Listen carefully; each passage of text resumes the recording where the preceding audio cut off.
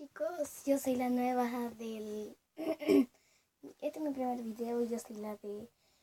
Soy nueva en YouTube, o sea, este es mi canal y ojalá que les guste mucho este canal y que se suscriban muchos y que lleguemos a los 1000 suscriptores. Ojalá que lleguemos hasta ahí. Bueno, y yo quería hacer un video con mis slime que me compré el otro día y se los quiero mostrar a ustedes. Miren. El primero es uno blanco. Ay, ese, sí, ese. No, a mí nunca me funciona, entonces por eso nunca lo quería hacer y tampoco nunca lo voy a hacer porque es la primera vez que vi este slime. Lo quise hacer y no pude, pero no pude. Un poquito más cerquita, miren. Este es el slime nuevo. Bueno, es el primero. Y tengo 6 colores. Este es el primero. Vamos a ver aquí. Ahí miren. Ahí están los demás. Miren. Aquí hay uno azul. Este color azul. Este es. Miren.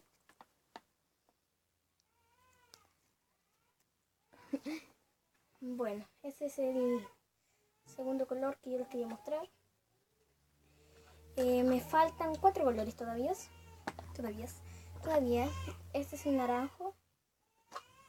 El blanco es medio naranjo porque... No tengo ni idea por qué, pero es porque... Miren. Se me parten algunas veces. Este es el naranjo. ¡Ah! Se me cayó. Bueno, este es el otro. Y chicos, ojalá que les guste este video, estos videos que voy a hacer. Este es un morado.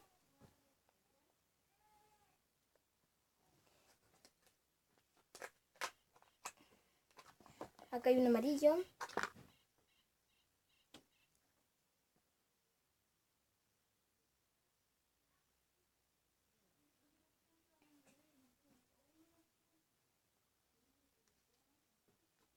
Este es el amarillo.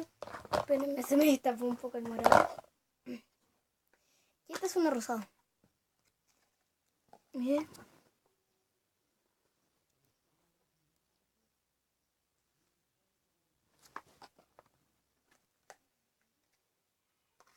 Bueno chicos, este fue el video por hoy. Ojalá que les haya gustado y por favor les pido que ojalá que les guste este canal y que se suscriban muchos más. En serio chicos, yo intento ser la mejor no la mejor, pero intento ser buena haciendo videos y quiero que ustedes me ayuden.